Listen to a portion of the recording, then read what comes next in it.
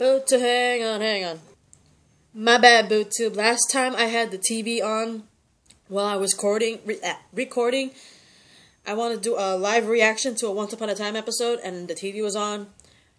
Not even 5 minutes after I uploaded the first part of it, I got copyrights. So I'm not gonna do that again.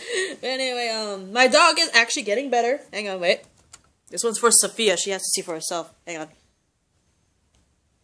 Odie? Odin? Say hi? Say hi? Blah. I don't know if you can see him. Hang on. Odie? Dude, I can't even see you in the camera. You wanna say hi? Huh? Wanna say hi? Anyway, my dog is getting better. He's actually got an appetite, thank gosh. And he's now drinking water! But anyway, I'm in a better mood because of it. But it's freaking cold, hence why I'm wearing a beanie. So, I'm wearing a beanie. My hair's all tucked in here, too. Because it's so cold.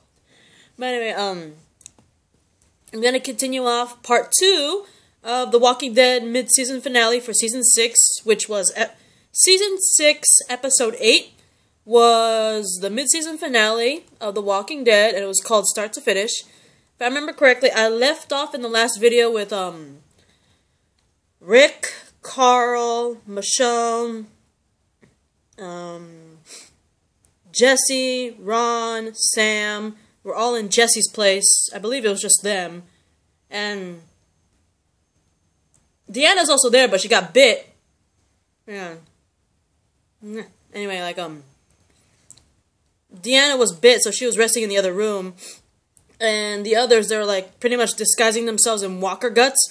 They blocked off some of the walkers from the second floor. They're, barricaded on the second floor, while the walkers are on the first floor. They pretty much took 2 walkers out, brought them upstairs with them, and, they're disguising themselves with bed sheets covered in walker guts and blood. So, I know I left out from that.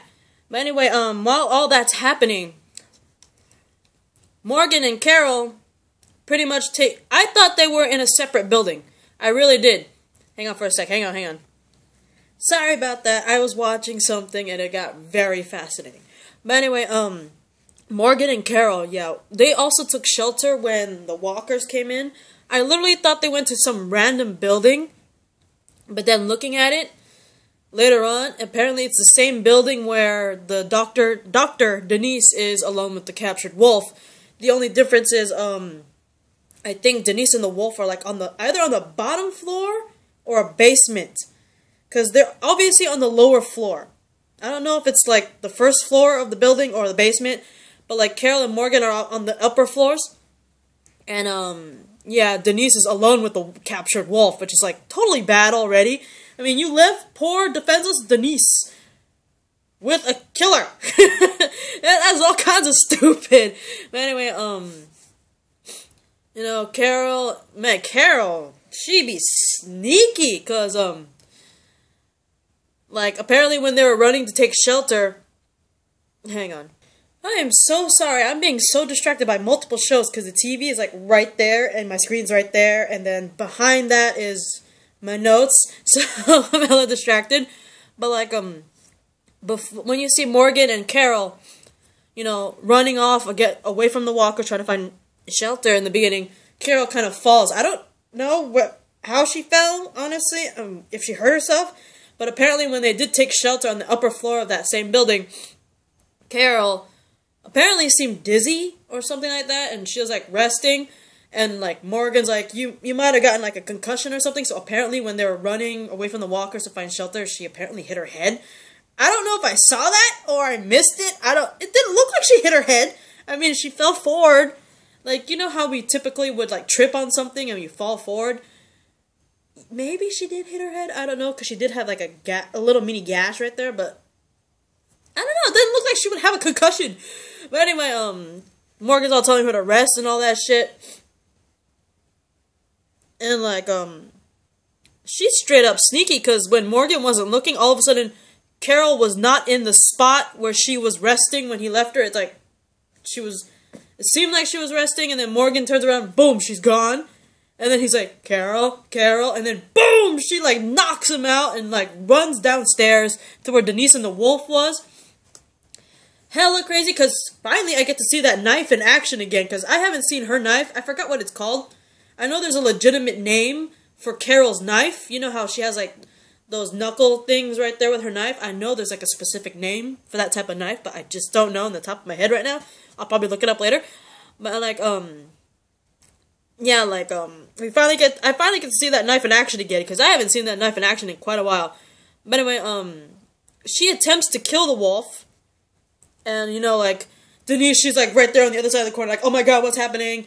And Morgan actually gets up and tries to stop her and all that stuff, and because he's trying to protect the wolf, she's all like, if you don't get out of my way, Morgan, I'm gonna have to kill you too, along with the wolf. And the coolest thing happens in this entire episode. Morgan versus Carol. You know, I wasn't about Carol. I felt sorry for her with her history with her husband Ed and all that stuff and being a battered wife. I felt for her, right? I felt for her for that one, but like, over time, like, especially when she literally killed Karen and David and set them on fire and all that stuff, and she pretty much pretended she had nothing to do with that shit. I kind of lost somewhat respect for her like that, and please, Carol lovers, don't bash me on this. This is just my opinion. Because she didn't even give Karen and David a chance. I know they were sick, and they're most likely going to die. But there were other people in the prison that died, that were sick, and were most likely going to die also. I mean, it wasn't just Karen and David. They were given a chance to see what would happen if they were able to, you know, pull through. I mean, look how many people were sick in the prison, and from the looks of it, looked like they're gonna die. I mean, Glenn looked like he was going to die. Like, seriously, he looked really, really bad. Sasha looked bad when she was sick in the prison. So, I'm just saying, maybe if she gave Karen and David a chance, maybe they could have pulled through. Miraculously pulled through like Sasha and miraculously Glenn. I mean, come on, she didn't have to like kill Karen and David and then just set their bodies on fire. It's like, well, damn. I mean, kill them. I just think the setting on fire was a bit overkill. I know she wants to get rid of the anything of the virus. I don't know. Is that why she set them on fire? I don't know. But anyway, this fight was pretty cool, because we get Carol with her knuckle blade, and we got Morgan with his Yoda stick of truth right there. Sorry, I couldn't help it. It's awesome. But anyway, seeing them fight was pretty badass. I had a feeling it was going to happen sooner or later, considering the moment Morgan came into Alexandria, Carol's been keeping a miniature eye on him, and vice versa, you know. Morgan, he notices things, and he noticed that Carol was putting up this Susie Homemaker act. He even called her out on it at one point in time in the beginning. So obviously, they were watching each other. They were weary of each other. Hang on for a sec. My bad. I turned off my TV to stop myself from distractions, and my dog keeps moving. Maybe. Why do you keep moving? There you go. But anyway, I know it's semi-dark in here. It's totally not my fault, mainly because I closed my blinds, as you can see. And, it's still somewhat dark because yesterday was all kinds of freakishly windy and, like, rain everywhere, so it's kind of recovering from that right now. But anyway, hang on. I'll give more light. Haha, let there be light. But anyway, sorry about that, guys. Anyway, continuing from the little brawl against Morgan and Carol. In all honesty, I really thought Morgan might kill her. But then again, Morgan's like, I'm not going to kill anybody. So I had a feeling, you know, considering it was Morgan versus Carol, and you get Morgan who refuses to kill anybody no matter what. I mean, he wouldn't even kill a wolf. Or wolves, right? And you get Carol who's willing to kill Morgan to kill the wolf. So I had a feeling... I thought Carol was legitimately going to kill him.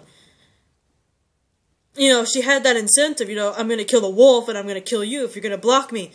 and Morgan doesn't kill anyone, so I literally thought she was going to kill him. But at the same time, I literally thought that maybe Morgan might find a way to subdue her without her, like, killing her or anything. So that's exactly what actually, the latter ended up being exactly what happened, because Morgan pretty much, like, body slams her, lifts her and body slams her. If I remember correctly, he, like, lifts her and body slams her to the ground. She's, like, hella unconscious. But when that happens, sorry, since he knocked her out and all that stuff, you know, you can see in Morgan's eyes, he feels absolute guilt, because you know Morgan doesn't want to, like, kill anybody, let alone harm somebody.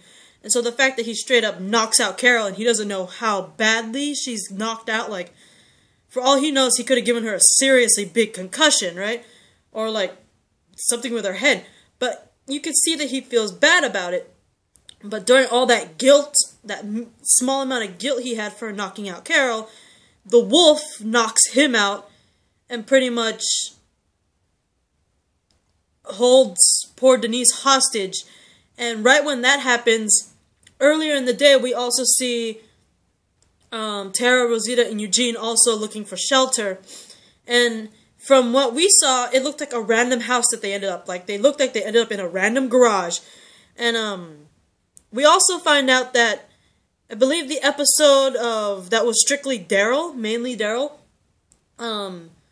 If you remember correctly, in that particular episode, he uses the radio, and, like, he's like, Rick, are you there? And you actually hear someone's voice respond back on the radio to Daryl saying, help. And for the longest time, a lot of people were speculating who the hell was on the radio. A lot of people thought it was Glenn. You know, some people thought it was Glenn, because keep this in mind, that episode with Daryl happened after Nicholas shot himself, and, like, pretty much after what happened to Glenn, and it happened, and that episode in particular happened before we find out the fate of Glenn. So a lot of people were hoping and praying that because Glenn had a walkie-talkie, they're hoping that the other person on the other end of the walkie-talkie that answered Daryl might have been Glenn. And, you know, the reason why his voice sounded different is maybe he's hiding somewhere and his voice is kind of muffled or something. And other people thought that maybe, since The Walking Dead recently casted the guy who's going to play the character Jesus, they thought that maybe the person on the radio that answered Daryl saying help might have been the new character Jesus, because he was recently casted. So there was a lot of speculation. A lot of people were hoping it was Glenn, mainly because they wanted him to be alive, and now he's alive. And obviously it wasn't Glenn, because he didn't seem like he had the walkie at all when he turned out to be alive. At the same time, we have yet to see the Jesus character, so a lot of people wanted to know who was on the other end of that walkie, and we find out from Tara, Rosita, and Eugene who was the one that was on the other end of the walkie was actually Eugene, because when the walkers came in, and before Tara and Rosita came to save Eugene, he was pretty much cornered, and he found the walkie-talkie on the ground, and he actually heard Daryl on the end of it, pretty much saying, Rick, are you there? And he's the one that actually answers back saying help. So that has finally been cleared. But anyway, Tara, Rosita, and Eugene, they managed to escape into a random garage, someone's garage, and they closed the door on the garage door on them, on the walkers. And it seemed like it was a random house. They were there for a while. And then Eugene pretty much helps them try to break into the rest of the house, because they're just in the garage. They're locked into the garage. Like, the garage door has walkers on the other side of it, and the door leading out of the garage kind of locked. So Eugene's all picking the lock. And the only reason why I'm mentioning that is because apparently, I don't know how, but apparently they ended up at the house where Morgan, Carol, Denise, and the wolf were. Because when Morgan knocks out Carol, and then the wolf ends up knocking out Morgan, because, you know, he feels bad about what he did to Carol, knocks over Morgan, in a way holds Denise hostage, holds her hostage even more when Tara, Rosita, and Eugene manage to arrive at the house to where they are, but unfortunately they were not able to stop the wolf from pretty much kidnapping Denise and keeping her hostage and escaping, because They said, toss